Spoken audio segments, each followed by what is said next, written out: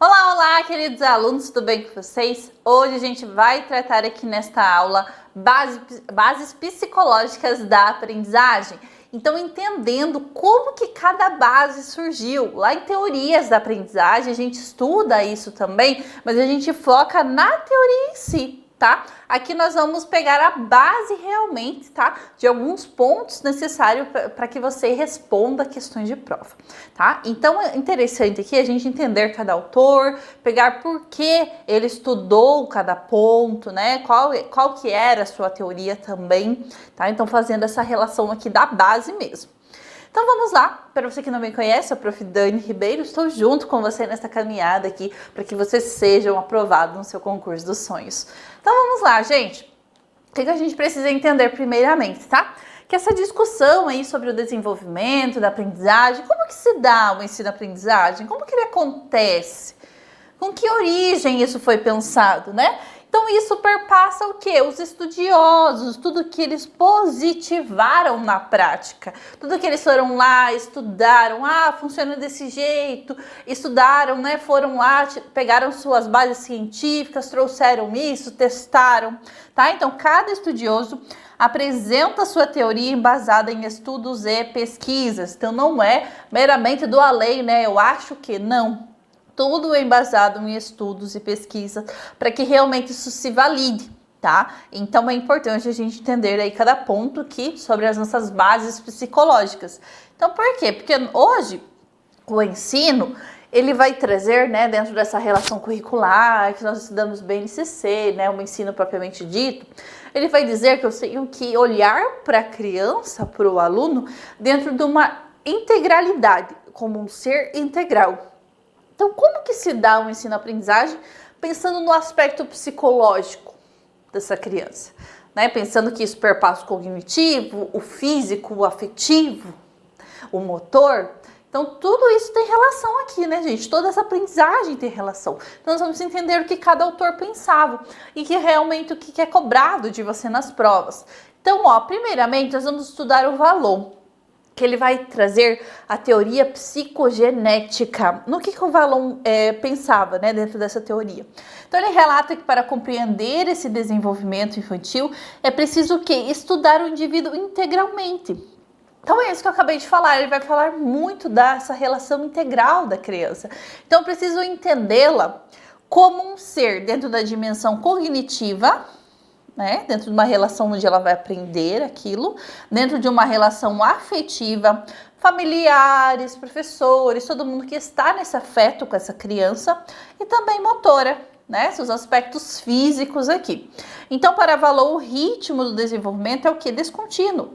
Então, marcado por rupturas, retrocessos, reviravoltas, gerando em cada etapa profundas mudanças nas etapas anteriores. Então, isso é um processo descontínuo, não é marcado, vamos pensar assim, porque tal mês, tal fase vai acontecer exatamente isso. Nós temos que considerar o ser dentro desses retrocessos, reviravoltas que podem ocorrer, tá? Então essas mudanças aí, elas perpassam essa descontinuidade. Então muitas vezes eu aprendo um processo, mas acabo esquecendo o outro, né? Então, enfim, esse vai e vem aqui de qualquer ser humano, né? Quando nós estamos na caminhada aí na aprendizagem, tá? Então, entre as etapas do desenvolvimento, o Vallon apresentou 5 estágios, tá? O Vallon, assim como o Piaget, que nós vamos estudar daqui a pouco, ele também propõe, né, esses estágios do desenvolvimento, tá? Mas aqui ele coloca a predominância dos aspectos cognitivos e afetivos. Então eu tenho que olhar para a criança dentro dessa neurociência, né, como ela aprende, mas também eu tenho que olhar para o afeto. Então, vamos pensar assim, o aluno ele vai aprender a partir do momento que eu conquistá-lo, né? Que haver uma afetividade, que haver um bom relacionamento, digamos assim. Então, esta relação entre aprendizagem cognitiva e também afetividade, para o Vallon tem tudo a ver, né? O que realmente vai trazer uma relação de aprendizagem que vai realmente ter significado ali para essa criança, tá? Então agora, gente, quais são os estágios do Vallon que ele propôs aqui dentro dos aspectos cognitivos e afetivos? A fase aqui de até 1 ano, que a criança é impulsiva emocional. Depois de 1 a 3 anos, o sensório motor e projetivo, onde ela projeta aí muitos comportamentos. Depois o personalismo, de 3 a 6 anos, onde ela está formando a sua personalidade ali de alguma maneira. Depois, a partir dos 6 anos, que é mais categorial. E na adolescência, a partir dos 12 anos, né? Que é a adolescência que nós conhecemos, tá? Então, aqui todo mundo vai passar por esse desenvolvimento que vai envolver aspectos cognitivos e afetivos atrelados a cada idade, né? E que isso vai fazer parte da vida do ser humano, tá? Ok? Então, o que eu quero que você guarde aqui? Do indivíduo ser atrelado integralmente dentro de uma relação cognitiva, afetiva e motora, tá? Privilegiando os estágios cognitivos e afetivos, ok? Então, é isso que a gente vai guardar aqui do valor. Do Piaget, o que a gente precisa saber sobre ele? Ele é considerado, gente, o pai do construtivismo, tá? Então, ele vai pensar aqui nessas relações do desenvolvimento dessa criança, desse jovem, enfim, ele vai estudar essa relação da aprendizagem, vai se estabelecer com o meio, com o ambiente. Então, quanto mais contato essa criança tiver com diferentes materiais, observações, práticas, essa aprendizagem, ela tende a ser mais efetiva, tá? Então, por isso que envolve aqui descobertas, eu ter contato com materiais diferentes, ter contato com ambientes diferentes, esse desenvolvimento vai ocorrendo, né? Então, Piaget estudou o desenvolvimento mental dessa criança, dedicando-se à compreensão da aquisição de conhecimento desde a infância até a idade adulta. Então aqui ele valoriza muito o que, gente? O erro, tá? Então o erro, ele é valorizado dentro da concepção construtivista porque é através do erro que a criança vai compreender alguns processos de aprendizagem, tá? Então aqui ela precisa errar para depois acertar. Então, por exemplo, eu vou propor um jogo lá para ela, né?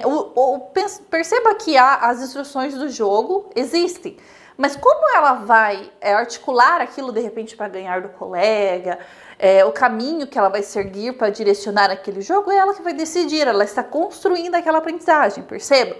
Então, muitas vezes se ela errar alguma coisa, ela perder ali, isso vai ser levado em consideração, porque ela está no processo, tá? Então, aqui o Piaget, ele valoriza muito isso, tá? E dentro da sua teoria da epistemologia genética, né, que é o que a gente precisa guardar aqui, ele vai trazer que os indivíduos passam por um processo de adaptação que envolve 2 mecanismos, a assimilação e a acomodação. O que é assimilação? É o processo de saída dirigido ao meio. Então, é o processo de saída desse conhecimento em direção a esse meio, tá?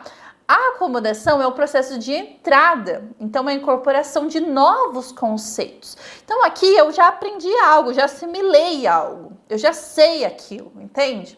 Então eu já sei que o Piaget é o principal cientista aqui, que era biólogo, né, que é pai do construtivismo. Eu já sei esse conhecimento, então isso vai ser dirigido ao meio, entende?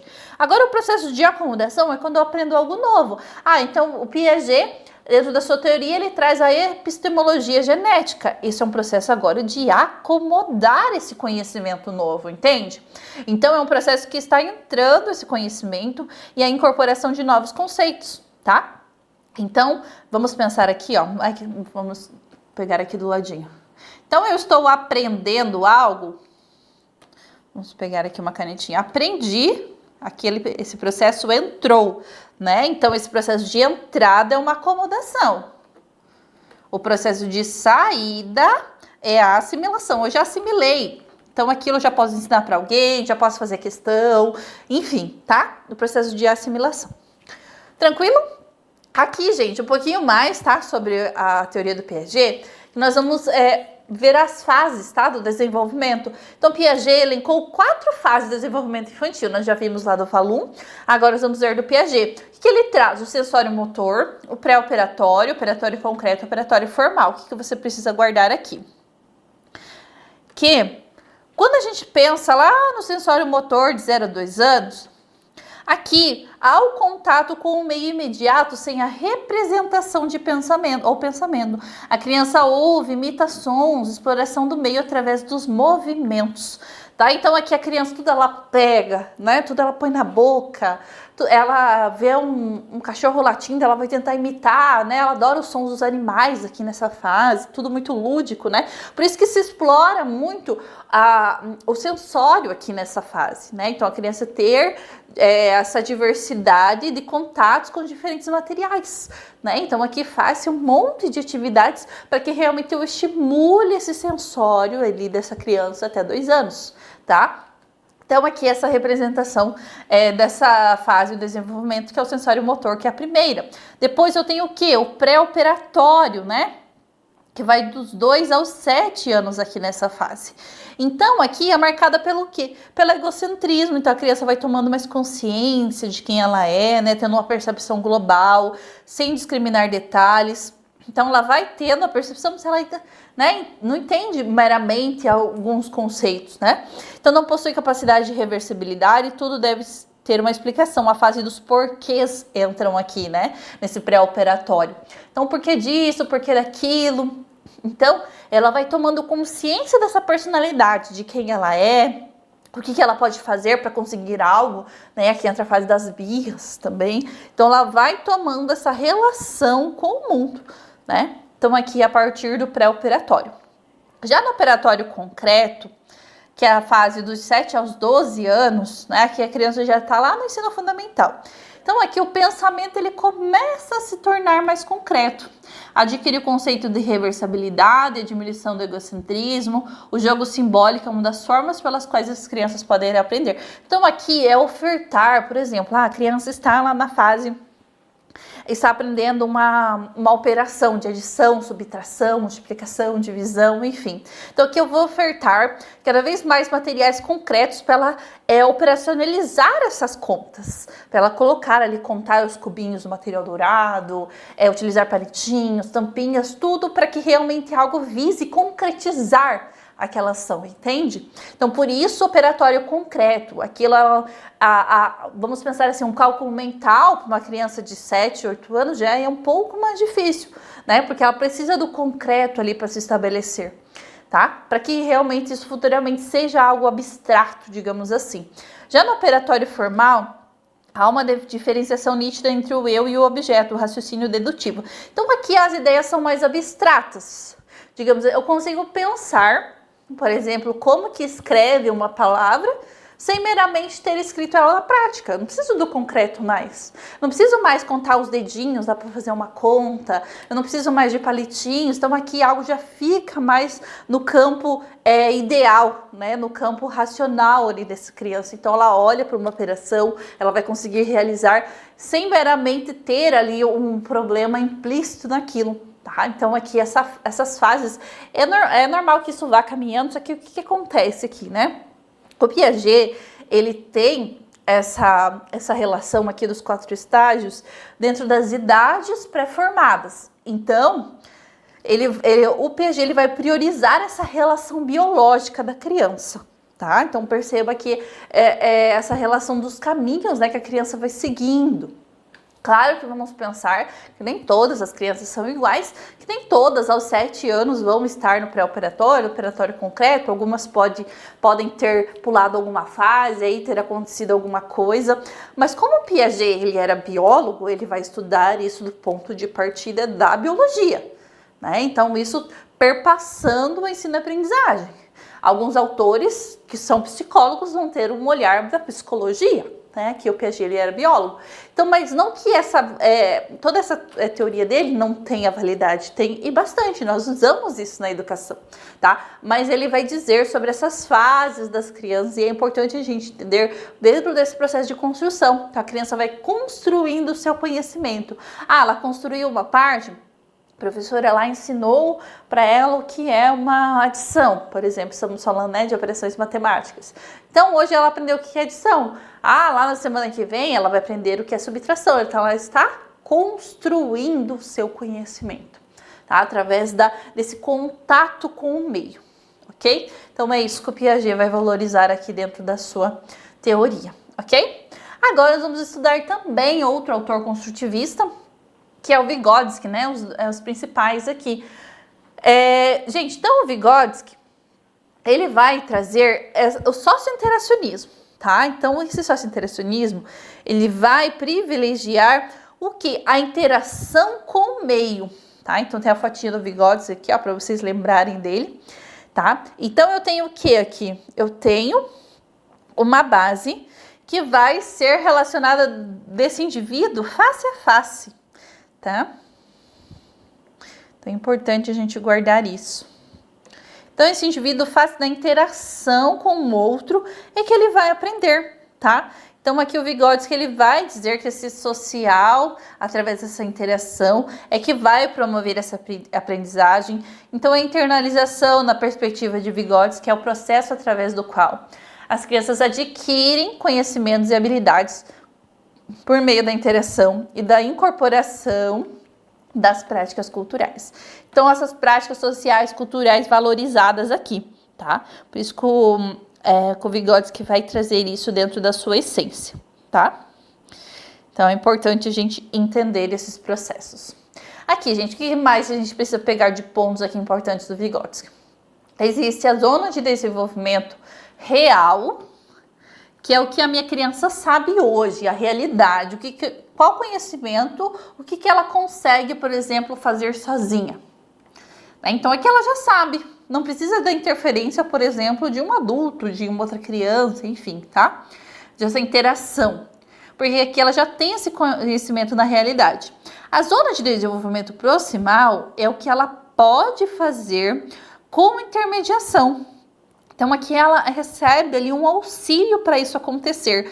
Há um desenvolvimento que pode ocorrer, mas ela ainda não faz sozinha. Então é o que ela pode realizar, mas ela ainda precisa dessa proximidade, dessa interação, dessa ponte, digamos assim, tá? Então a zona de desenvolvimento proximal, gente, cai muito nas provas, tá? Para que a criança atinja o seu potencial, o que a criança pode fazer com a intervenção do outro, tá? Então, a partir desse momento, ela vai, né, caminhando aí nesse processo. O professor tem a função explícita de intervir na zona de desenvolvimento proximal, provocando progressos que não ocorreriam espontaneamente, né? Então, o professor ele vai interferir aqui dentro do processo da zona de desenvolvimento proximal. Ele vai estabelecer a ponte, né? Vai muitas vezes pegar na mãozinha da criança, vai ajudá-la a fazer, né? Vai ajudar a se constituir aqui. Tranquilo? Então, gente, é isso. As funções psicológicas superiores aqui do Vygotsky para descrever as habilidades mentais complexas que vão além das funções psicológicas básicas. Então, o que ele vai trazer aqui? Essas funções psicológicas que são superiores, tá? Que a criança vai se desenvolvendo aqui. Então, a linguagem, o pensamento, a atenção, as funções educativas, as memórias, tá? Então, tudo isso a criança vai acessando para haver aprendizagem, que vai ser estabelecida através da relação da interação, tá? Assim como ele traz ali dentro do seu estudo, tá? Então, é isso que a gente precisa levar em consideração ao estudar Vygotsky. Agora, a gente vai para o Gardner, o Howard Gardner. O que ele vai dizer, gente? Estudamos isso aqui também em teoria de aprendizagem, tá? Mas é bem legal isso aqui, porque são as inteligências múltiplas. Então, ele vai dizer que o indivíduo, ele não tem uma inteligência. Ele tem as áreas das inteligências. Então, as inteligências, elas não podem ser medidas em graus superiores ou inferiores. Criou a teoria das inteligências múltiplas. A educação inclusiva tem suas raízes na teoria das inteligências múltiplas. E para esse autor, cada área do conhecimento tem o seu sistema simbólico próprio, sendo que cada sociedade desenvolve competências valorizadas culturalmente para a sua realidade. Então, eu tenho mais facilidade, por exemplo, lá com conhecimentos ligados à natureza. Então, possivelmente seria uma bióloga, por exemplo, vou lá estudar biologia, vou lá pesquisar os animais, ou ir para esta área. Agora, se eu tenho uma tendência a ter uma inteligência mais voltada ao lado da linguagem, vou ser uma escritora, vou ser uma comunicadora, uma palestrante, uma professora. Então, entende que cada um tem a sua inteligência e que elas são múltiplas aqui, tá? Então, não existe uma valorização de uma inteligência mais em prol da outra, entende? Todas têm a sua relação aqui, tem a sua importância, né? Do que é valorizado e culturalmente, ok? Então, gente, agora a teoria cognitivista do David Ausubel. O que a gente tem que aprender aqui? Que a aprendizagem, ela é significativa para ele. Então, ela tem que propor uma significância. Se não houver uma ancoragem prévia daquele conhecimento, isso não vai ser significativo para o indivíduo. Tá? Então, por exemplo, de repente você nunca ouviu, de repente uma criança lá de 6 anos, eu vou ensinar para ela a fórmula de Bhaskara, mas aquilo não tem uma significância para ela, porque ela não sabe nem muitas vezes resolver uma adição, uma subtração comum. Então, por que eu vou ensinar uma coisa para ela que não tem uma ancoragem, não tem um conhecimento prévio, entende? Então, por isso que ele vai dizer que tudo vai se ancorando num conhecimento prévio. Então, eu ensinei, por exemplo, uma adição para a criança, agora eu vou ensinar a subtração, que é o inverso, né? Então, aqui eu tenho que fazer essa relação, essa ponte do conhecimento prévio para essa aprendizagem ter significado. Então, para a álgebra, a aprendizagem significativa ocorre quando a nova informação se fixam em conceitos relevantes pré-existentes na estrutura cognitiva de quem aprende. O conhecimento prévio do aluno é a chave para a aprendizagem significativa, né? Então, eu tenho o conhecimento prévio, aí o meu aluno precisa aprender uma coisa nova. Então, eu tenho que uma ancoragem disso acontecer, tá? Para o teórico, o fator que mais influencia a aprendizagem é aquilo que o indivíduo sabe ou que pode trabalhar como ponto de ancoragem para novas ideias. Então, preciso oferecer essa ancoragem, tá? Então, vamos eliminar esse A aqui que está errado, tá? Ele denomina organizadores prévios que caracterizam o trabalho inicial que devem existir para que o aluno faça essa ponte. Então, eu tenho que facilitar essa organização prévia do indivíduo, né? Então, vamos pensar assim. Você está aprendendo algo novo. Eu vou me ancorar lá, por exemplo, na relação do Piaget. Eu já sei que a criança, ela precisa passar pelo erro, por exemplo, para ela aprender. Então, quando eu estiver lá na minha sala de aula, que eu ver uma criança errando algo, eu vou falar, meu Deus, isso está errado, não pode fazer desse jeito, vou gritar, vou ter uma atitude ali totalmente, né, abusiva, digamos assim. Não, eu vou deixar a criança se encaminhar perante aquele erro, porque ela está construindo o seu conhecimento e depois eu vou trazer essa conscientização. Então, entende? Por quê? Porque você já entendeu que o erro tem que ser valorizado, esse conhecimento prévio já existe. Agora, quando nós vamos aprendendo as outras teorias, eu vou ancorando isso, né? Eu vou pegando cada ponto essencial dessa teoria para que essa prática realmente seja validada, entende? Então, essa ponte precisa ser estabelecida, né? Então, aqui pensando na nova informação. Então, a gente vai ajudar essa criança a ter essa organização prévia. Você faltou aqui, de repente, você marcar uma atividade. Você não marcou por quê? O que você pensou? Então, fazendo essas indagações para as crianças, né? E trazendo aqui para ela, e se a gente fizesse assim, não iria ficar melhor e tal, né? Então, todo esse diálogo faz parte do processo e fazendo a criança entender essas organizações mentais, né? Para que ela aprenda através daquele erro e que ela vai construindo o seu conhecimento, tá? Os conhecimentos pré-existentes, aqui eles falam que são subsunsores, tá? Os conhecimentos prévios aqui, subsunsores. Agora vamos para a nossa parte aqui do behaviorismo, tá? Quem que a gente vai lembrar no behaviorismo? Do Pavlov, do Watson e do Skinner, tá? O que acontece? Aqui, gente, o que a gente vai lembrar? Do estímulo-resposta. Então, eu tenho um estímulo, depois eu vou fazer uma questão bem legal disso daqui. Resposta.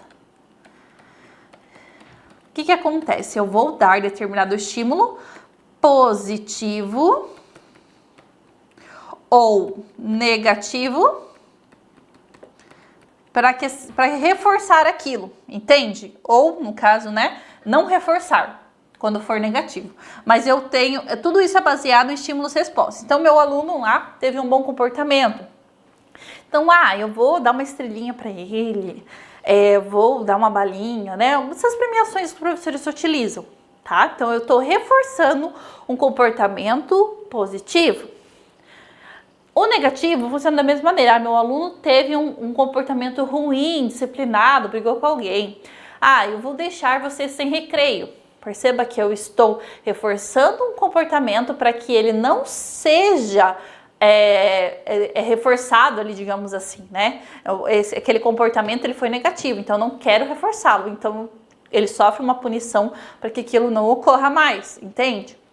Então aqui, gente, ele vai valorizar muito no behaviorismo também a relação da repetição, memorização, memorizar tabuada, memorizar alfabeto, tá? Então tudo isso dentro desse embasamento dessa teoria objetiva e científica fundamentada na comprovação experimental. Então aqui é aqueles experimentos com os ratinhos, né? O rato saiu da toca lá para comer, acende a luzinha. Né? Cada vez que acende a luz é porque tem comida ali. Então, o quanto eles viram que aquilo funcionava, né, nos testes com os animais e que isso foi reforçado, agora trazido para o comportamento humano. Tá? Então, essa relação aqui. Tá? O behaviorismo ele vai trazer essa teoria da repetição, memorização, estímulo positivo, negativo, tá? O estímulo-resposta, que a resposta que eu quero, eu vou modular esse comportamento. Tranquilo? Então aqui reforço, estímulo reforçador, como pode ser chamado, para o behaviorismo é a consequência de um comportamento que o torna mais provável a acontecer novamente ou não, né? Esse reforço pode ser negativo ou positivo. Agora, gente, a próxima teoria é a da Gestalt, tá? O que acontece aqui? A Gestalt, sempre a gente vai lembrar dessas figuras quando lembrar dela, porque isso tem diferentes percepções, tá? Propondo de que a ideia de que o todo é mais do que simplesmente as somas das partes. Então, ó, se eu olhar de um lado aqui, por exemplo, essa figura, eu vejo quem? Eu vejo um macaco. Do outro lado, eu vejo uma leoa. Não sei se é uma leoa, acredito que seja. Se eu olhar o todo, eu vejo uma árvore e passarinhos. Então, também vejo os animais. Opa! Então, perceba que aqui ele vai trazer essa relação da percepção, mas também do todo, a soma das partes. Então, a Gestalt diz que o comportamento estudado de maneira isolada perderá o seu significado. Então, se eu só trazer esse conhecimento só para esse lado aqui, vai ficar isolado, né? Eu preciso ter um conhecimento do todo, da relação complexa da coisa, entende? Então, o insight é facilitado se os estímulos estiverem organizados de forma a facilitar a percepção. Tá? Então, aqui tem que haver estímulos para que eu consiga perceber esse todo e não fique focado ali somente num ponto, ok? A teoria humanística do Carl Rogers também é muito interessante, porque é o que nós se baseamos aqui, principalmente, né, na nossa relação hoje em dia, né, na atualidade. Então, em seu ideal de ensino, o papel do professor se assemelha ao de terapeuta, ao de aluno, de um cliente. A tarefa do professor é facilitar o aprendizado, que o aluno conduz ao seu modo. Rogers estava convencido de que as pessoas só aprendem aquilo que necessitam, que querem aprender. Então aqui é um ensino muito livre, assim, sabe? Você quer aprender? Ok, esteja aqui. Não quer? Tudo bem, tá? Então, aqui o que o ser humano tem necessidade de aprender? Então isso vai partir dele, tá? Uma relação, isso tem muita relação com o ensino atual, mas também não que as outras teorias não tenham, tá? Claro que cada um tem a sua essência ali, pego cada ponto essencial de cada teoria para que realmente a gente se formule o que é necessário hoje no nosso ensino, né? Então, o indivíduo, ele precisa ter essa necessidade que parte dele para que realmente ele esteja elencado nesse ensino, entende? Então, ele quer aprender? Ok, então vem, né? Então, para Rogers, a qualidade do ensino depende da qualidade da interação também, a relação da afetividade, né, que nós trabalhamos muito. Então, se a interação é boa, então o ensino também vai ser, né? E da existência de um ambiente afetuoso e cordial, né? Um ambiente que fortaleça essas relações afetivas e também a cordialidade, o diálogo, enfim, né? Uma teoria bem humana mesmo, pensando em quem é esse ser humano, o que ele precisa, tá? E agora nós faremos algumas questões aqui, tá? Para entender como que isso se dá na prática. Vou tomar um golinho de água aqui e a gente já vai ler essa questão.